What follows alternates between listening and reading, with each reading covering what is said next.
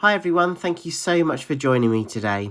So today I'm doing another instalment and creation based on the Colour of Emotion series. And you'll see that I'm concentrating on purples and violets. And I'll speak soon a little bit about what that colour can represent in terms of emotion and what that colour is used to represent. So all my colours are very fluid. I'm going to try and do two techniques today, all on one canvas. I'm going to do a swipe and a chaos dutchpour. So I will take you over to the canvas and show you what size I'm using. And I'm also adding a little bit of silver just to give that shimmer. So let's go over to the canvas and just explain that I'm using a 12 by 12 inch canvas, and I'm going to start layering my paint in the middle because I'm going to do my swipe first. And the idea with this is to do a swipe in the middle to create like a cell river. You probably saw something similar in one of my previous pieces, and I wanted to have a little bit of fun and just do a couple of different techniques within one piece.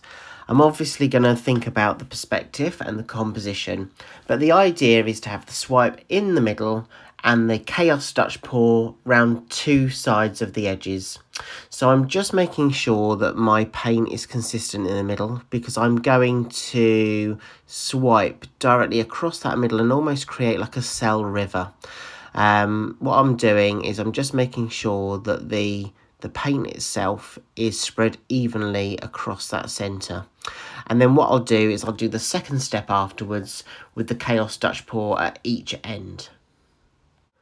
Okay, so what I'm going to do is I'm just going to concentrate on the middle bit with the swipe, and I'm going to add all the different tones that I've got for my violet and purple colours. I don't want to put too much across the middle. I'm going to swipe along with white titanium that's mixed with Australian Floetrol. I don't want too much paint in the middle because I'm going to have to do a little bit of tilting just to get the composition and the texture that I desire.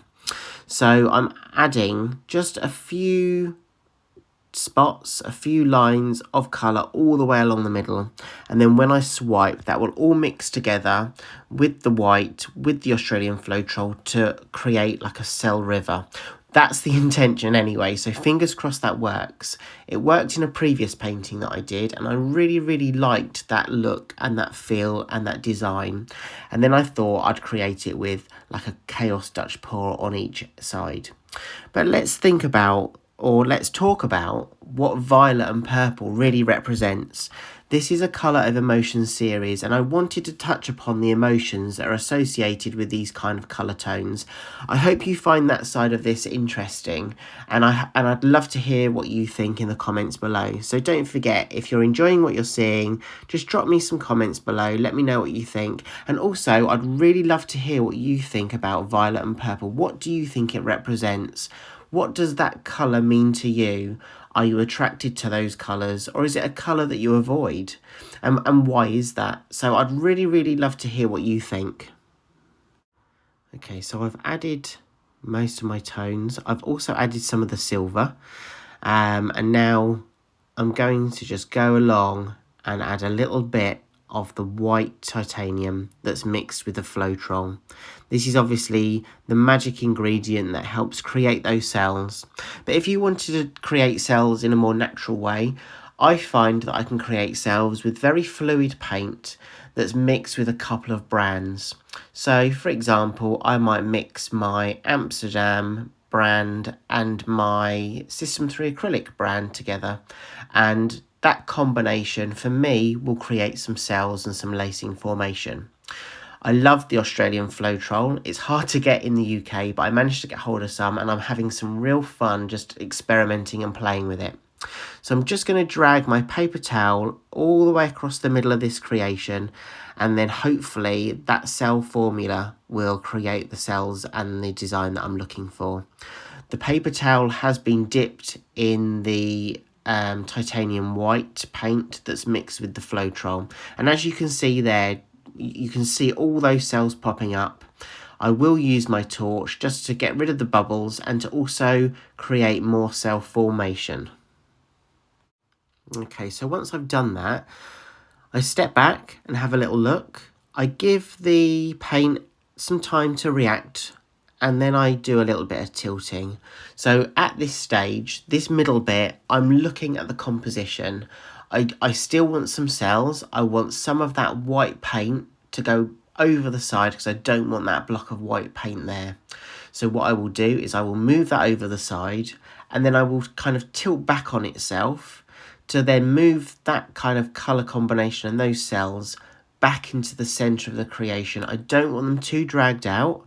I don't want them too distorted. I almost want to ensure that they kind of keep the shape that they had originally. I'm obviously stretching it out a bit because I want to get that white paint off and down the sides to create the kind of the violet and purple cell river that I've got in my head.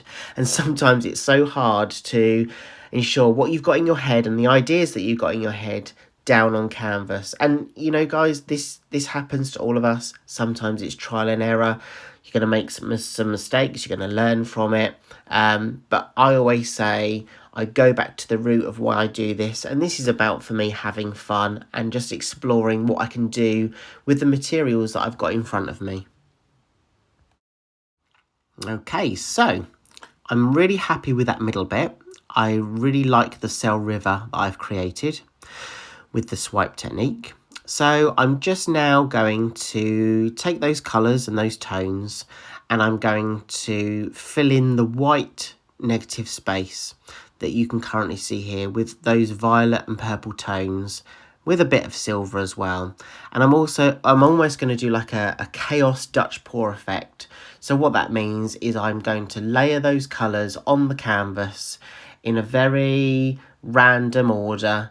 It doesn't have to be too neat, because what I'm going to do is flood the base of that canvas with the base colour, blow it all over the other colours, and I'm hoping to create like a dimensional kind of textured piece at the bottom and the top of this cell river.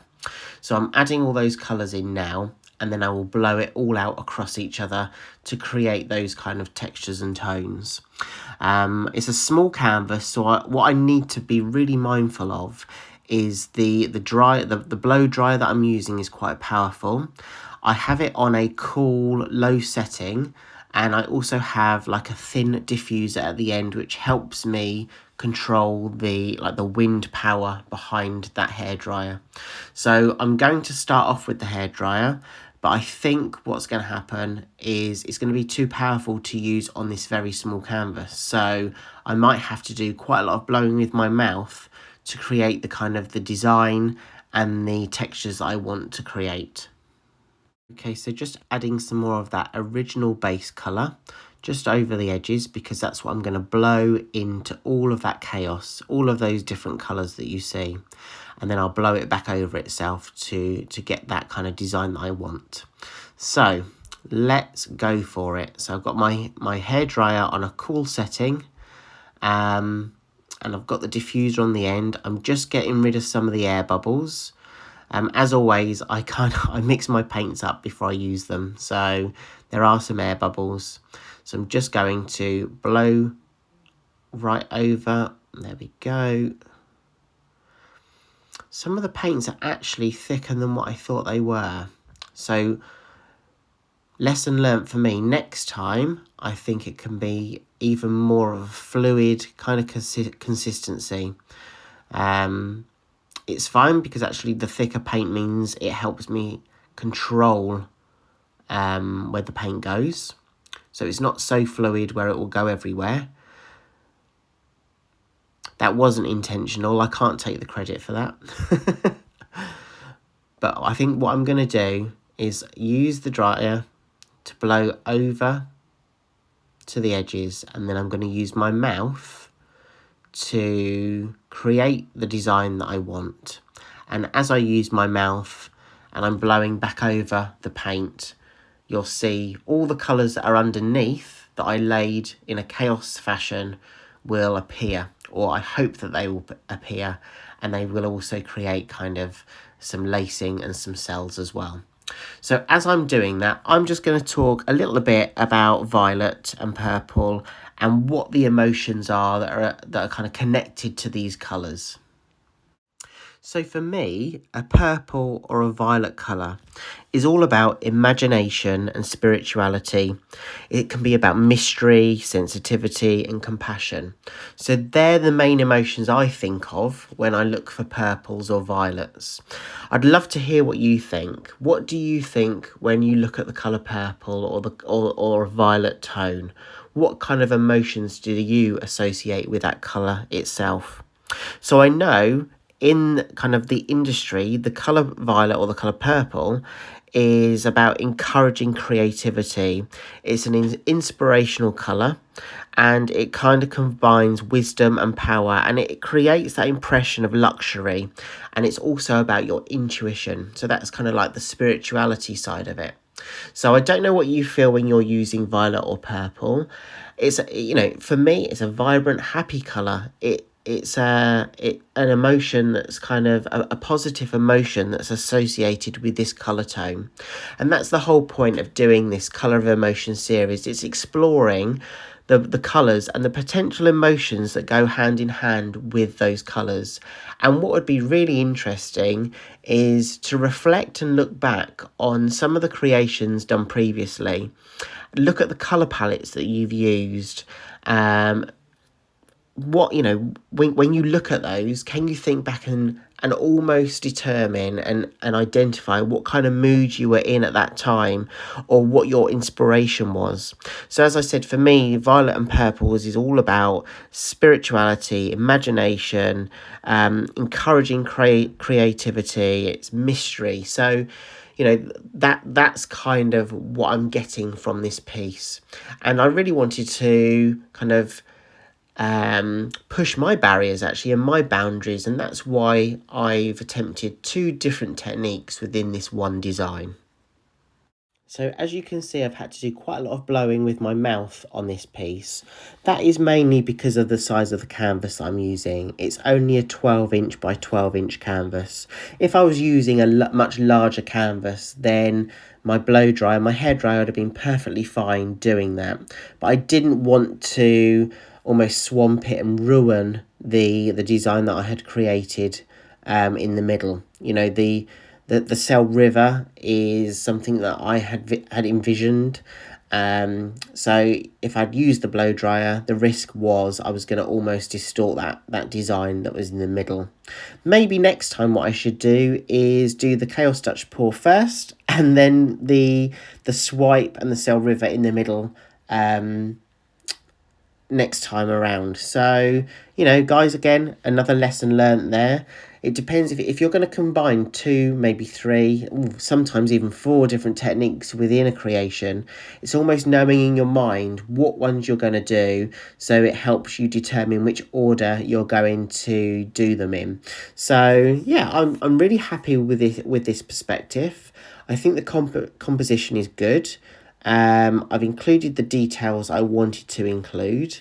I've maintained the cells in the middle, and I think using all those different tones to do the chaos part on each side has really added movement and depth to this creation. Okay, I'm really happy with this, and I'd love to know what you think. And have you attempted something like this before, and would you attempt it? Okay, so let me take you in for a closer look. That Cell River, I call it a Cell River. I don't even know if that's an official term, but, you know, let's call it the Cell River. In the middle, I absolutely love, and I'm really pleased that I did that. Maybe I'll do that again. And here's all the different tones of the purples and violets that you can see, all mixed into one. A lot of mouth blowing there. But as I said, I wanted to do that so I could control it a little bit more. There's so many different shapes and so many different things I can see within this piece. I'd love to know if you can see it too. I'll show you the dried version, but yeah, I'm happy with this. Here we go. So this is the dried version, and yeah, I'm really happy with it. It's maintained the design that I'd intended. Really interestingly, the base colour that I used didn't dry really any darker. So that's always something to bear in mind when you're using these different kind of tones, is what kind of strength or lightness or darkness, that tone will turn out when it's dry. I really hope you enjoyed this. I've loved having you along on this journey with me. You'll see a lot more Colour of Emotion series in the months and the weeks to come, so I really hope you enjoy it. Please let me know what you think, and I hope you have a great week, and I hope to see you again soon. Take care. Bye.